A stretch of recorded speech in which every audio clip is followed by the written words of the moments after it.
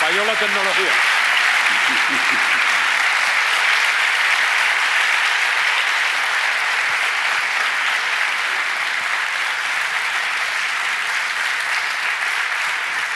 Estaba diciéndole, señor González, que ha comentado algunas veces que si un padre recibe, pues un hijo le pide a su padre dinero para estudiar, si su padre puede, hace un esfuerzo y se lo da, ¿no? O si es para comprar un piso, pero como diga que es para poner un negocio, seguramente no se lo da, ¿no? Eso también está en la resistencia que tiene nuestro país a la acción emprendedora. Felipe ya conocía a este muchacho. Sí, es un poco de la cosecha de los muchachos que a finales de los años 90 asistieron o estuvieron conectados a unos cursos de emprendedores, de formación de emprendedores, de iniciativa joven, que después de haber recorrido todos los continentes del mundo, en una cosa que me encargó mi tribu ideológica, llegamos a la conclusión de que había que comprender lo que suponía la revolución tecnológica y la globalización, la crisis que se venía y empezar a formar a la gente en un espíritu emprendedor y en una capacidad de innovar, de crear su propio futuro, su propio proyecto. Y este chaval es un resultado de eso. Yo lo he seguido, él no sabe que yo lo he seguido en esa empresa que tiene.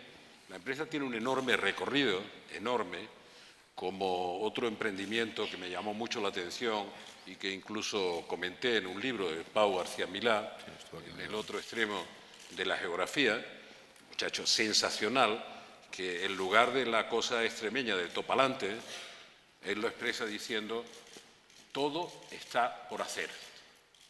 Y es fantástico. Al final del siglo XIX cita a un gran científico que decía, siglo XIX como el siglo del progreso científico que se veía en aquella época, que ya todo estaba inventado. Y este muchacho ha escrito un pequeño libro contando su experiencia, lo mismo que la de es en tecnología de la información, en los sistemas cloud a los que todavía no le prestamos atención, pero que dentro de 4 o 5 años viviremos todos en la nube, en cloud, en el sentido mejor de la palabra, y este muchacho, arrojado con 23 o 24 años, no solo hace la experiencia, sino que escribe el libro, ¿no? Y para mí es apasionante, porque dice, si me preguntaran cuál es la salida de la crisis, de verdad, la de verdad, no la crisis de gobernanza europea, la crisis que empezó siendo financiera y ahora es una crisis política, primero financiera, después económica y ahora es una crisis política, pero no empezó siendo una crisis política, no, el futuro para un país como el nuestro, para el mundo en general, es cómo aprovechamos el capital humano que tenemos, la creatividad que tenemos, esa tragedia de que haya 40% de jóvenes sin empleo, en una sociedad que envejece y que por tanto necesita ese capital humano. En fin, a mí me gustaría dedicar un día, lo propongo para luego, a hablar solo de esta, pues no hay otra salida de la crisis más que esa a medio y largo plazo.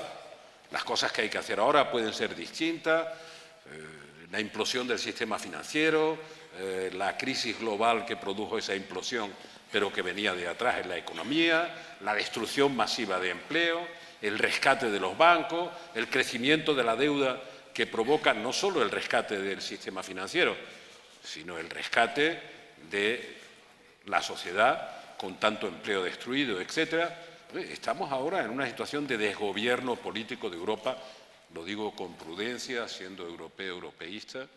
Por tanto, la crisis ahora solo se le achaca a los políticos. Y en parte los políticos no están reaccionando ante la crisis. Pero viendo el horizonte futuro, hay que comprender a los chinos.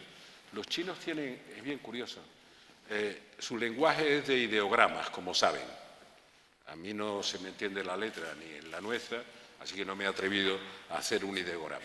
Y para ellos la palabra crisis se escribe igual que la palabra oportunidad.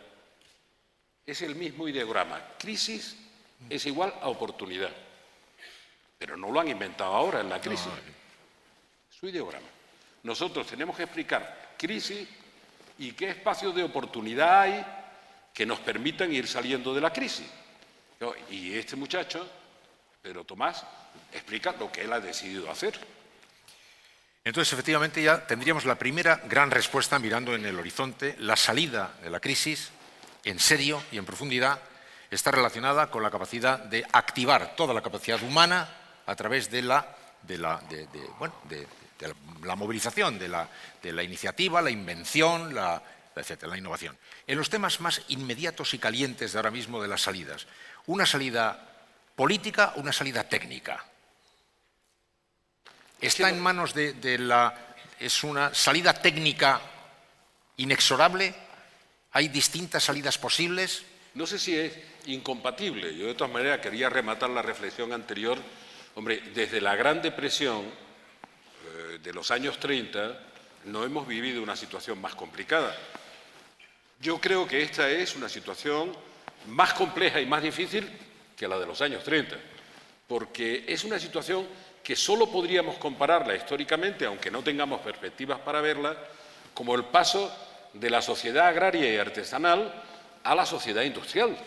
Ahora estamos dejando atrás eso que llamamos la sociedad industrial y vamos a una cosa que utilizamos, pero sin sentido lo que decimos, a la sociedad del conocimiento. Pero en medio de la Gran Depresión, cuando no había dinero para nada, había una ruina pública y bastante ruina privada, en aquellos años, digo, aparte del esfuerzo de Roosevelt y de estas cosas, que era el esfuerzo de la política, había un tipo como Einstein, aunque dicen que van a acabar ahora con la teoría de la relatividad, ya lo veremos, neutrinos, con el neutrino y este fantástico experimento de física de partículas en Ginebra.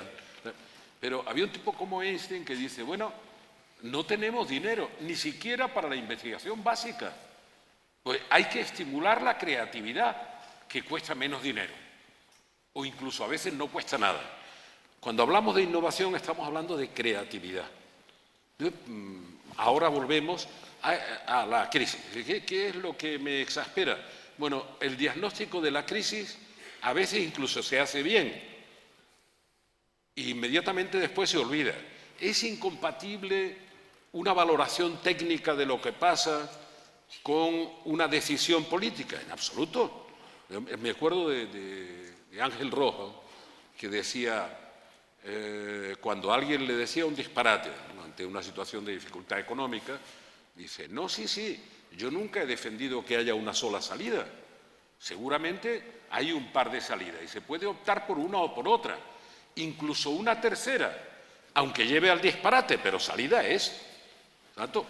Hombre, el tener una capacidad técnica para evaluar las decisiones a mí me parece imprescindible, como tener un diagnóstico que no puede ser solo político. Es decir, por ejemplo, en las reuniones que hicieron del G20, el grupo de los 20 es el reconocimiento de los 7 países más ricos del mundo, al que añadieron después a Rusia por razones políticas, G7 más 1, que se convirtió en G8. Cuando empieza a reunirse el G20, es el reconocimiento de que el mundo cambió y que los 7 que decidían el destino del mundo, los 7 más ricos, ya no tenían nada que decidir por su cuenta y que tenían que contar con esos que llamamos emergentes, que hace rato ya que emergieron mientras que nosotros nos sumergimos. Por tanto, vamos a dejarlo de llamar emergentes, ya están emergidos. Bueno, el G20, después del estallido de Lehman Brothers y de todas las operaciones de rescate, que la gente cree, lo he visto ahora, que era solo de rescate de la banca. En España, hasta ahora, repito, hasta ahora, el coste del rescate del sistema financiero no llega a 2 puntos de Producto Bruto. Y cuando yo empecé a gobernar, en el 83 nos costó 2 puntos de Producto Bruto recuperar el sistema financiero. Ha costado mucho más en Alemania y ha costado mucho más en Francia y mucho más en Gran Bretaña que en España. Lo que pasa es que en España ha costado mucho el desempleo, la destrucción de empleo. Eso sí que ha costado dinero. Por tanto, en la respuesta a la crisis, la respuesta en el diagnóstico de la crisis, el G20 lo ve claro al principio. Se reúnen en Washington, digamos a fortiori, porque todavía estaba Bush, no había llegado Obama para echarle las culpas de todas las barbaridades que había hecho Bush, todavía no estaba en plaza, y después se reúnen en Pittsburgh, en Canadá, al año siguiente. Y cuando yo veo el documento, me van a perdonar, de Pittsburgh, el diagnóstico de lo que hay que hacer es perfecto. Digo, o sea, aquí hay grandes desequilibrios mundiales y para llegar a recuperar una senda de crecimiento y de generación de empleo estable, lo primero que hay que hacer es ir corrigiendo, no corregirlo de una vez, esos desequilibrios mundiales. Entre otras cosas, los desequilibrios del endeudamiento excesivo de Occidente y de la excesiva cantidad de créditos, digamos, de Oriente. Pero la gente cree que el desequilibrio es solo deber. Deber mucho es un desequilibrio. Pero que a uno le deban mucho también, porque puede no cobrar. Por tanto, los desequilibrios de la economía mundial lo vieron muy bien. Y vieron muy bien algo que Obama expresó y que después no operó, que además había que reformar el funcionamiento del sistema financiero global para que no nos metieran otra vez en los disparates de las hipotecas basura, de los estructurados, de los derivados, de esos productos financieros que son humo, que no son la tradición del sistema financiero de administrar el ahorro de la gente y dar crédito para la economía productiva, que esa es la función básica, la que podemos cargarnos con el corte de crédito y las dificultades. Las dos cosas la vieron bien y la operaron mal. Hasta ahora no se ha hecho. Acercándonos un poco más a la actualidad ahora mismo, ha defendido muchas veces la idea de que la solución está más en Europa, que Europa, lo intergubernamental no puede imponerse sobre lo supranacional, que se está produciendo un fenómeno de nacionalización que nos está haciendo perder la óptica. De nacionalismo. Nacionalismo. Y yo quisiera saber, respecto a la actualidad de hoy mismo, si cree que tenemos las instituciones suficientes para esa gobernanza que se dice. Lo digo porque hoy, mientras estamos todos pendientes de saber qué decide Alemania, sabemos lo que ha decidido, estamos pendientes de saber qué tipo de autoridad ejerce, Durão Barroso, en una intervención verdaderamente farouche, decían los franceses, hoy en el Parlamento Europeo ha dicho: ¿por qué pide nadie una gobernanza? La Comisión es el órgano que se necesita. Nosotros ya tenemos esa herramienta. Somos nosotros, somos ustedes. Ha sido aplaudido hasta la saciedad. La pregunta es, señor González, ¿tenemos en este momento los instrumentos que hagan posible la organización de esta crisis en Europa? Sí, son manifiestamente mejorables. Es decir, el Banco Central Europeo tiene un estatuto que limita su función. Sería mejor que ese estatuto fuera un poco más amplio y que no fuera su única obsesión la inflación, que también tuviera en cuenta el desempleo, las necesidades de crecimiento de la economía. Esto es cierto, pero bueno, las instituciones, Durão Barroso tiene razón y no tiene razón al mismo tiempo. ¿Es posible eso? Sí. Las instituciones están y el Tratado de Lisboa permite actuar. ¿Cuál es la crisis de fondo que estamos viviendo? Y digo, en todas las democracias desarrolladas, es que falta poder. No, si el poder es el mismo. Las normas legales que atribuyen el poder al liderazgo político europeo, de la Comisión, del Consejo Europeo y del Parlamento, las normas legales están y son las mismas. El poder existe. Se ha perdido la autoritas que acompaña al poder para tomar decisiones que sean de verdadero impacto sobre los procesos que estamos viviendo. ¿Que hay que mejorar el proceso de toma de decisiones? Sí, pero lo primero que falta, a mi juicio, es la voluntad de tomar decisiones. Porque hoy se ha votado en el Parlamento alemán, buena noticia, que mañana agradecerá la bolsa y probablemente subirá. Se ha votado algo que todo el mundo tenía miedo que no se votara. Rescate a Grecia, Fondo de Estabilización Europeo, etcétera. Bueno, ya se ha votado, pero la decisión la tomó el Consejo Europeo. El Consejo Europeo son 27 jefes de Estado y de Gobierno juntos. Tomaron la decisión el 21 de julio. El 21 de julio. Ahora, no hay más que ver cuánto dinero ha costado el retraso hasta 2 meses después, que son agosto y septiembre. Si no se acabó todavía. El último Parlamento vota el 13 de octubre. Eslovenia creo que vota el 13 de octubre, el último. Sí. Claro, pero ¿cuánto ahorro se ha destruido? Hay una cosa en la que tiene toda la razón Durão Barroso. La Comisión Europea Es lo que más me cuesta explicarle cuando me reúno sobre los problemas de gobernanza a los observadores no europeos. En las mentes absolutamente lúcidas de los Rubini, los Stiglitz, los que nos ven desde fuera de Europa, tienen una visión clara de la crisis europea y de las características técnicas de la crisis europea. Y saben que hay una crisis de gobernanza, pero no saben distinguir, los españoles tampoco, entre cuál es la función de la Comisión, cuál es la función del Consejo Europeo y cuál es la función del Parlamento. Entonces, en eso perdemos una parte del tiempo. Para explicarle, la Comisión, para entendernos, es el motor que tiene el derecho en exclusiva de iniciativa, es decir, de propuesta, para el funcionamiento de Europa. Después no tiene el derecho de decisión, eso lo tienen los jefes de Estado y de Gobierno, sobre las iniciativas que plantea la Comisión, es decir, el señor Durão Barroso, el señor Almunia, todos los miembros de la Comisión. Y después tiene la obligación de ejecutar las decisiones. Esa es la función de la Comisión.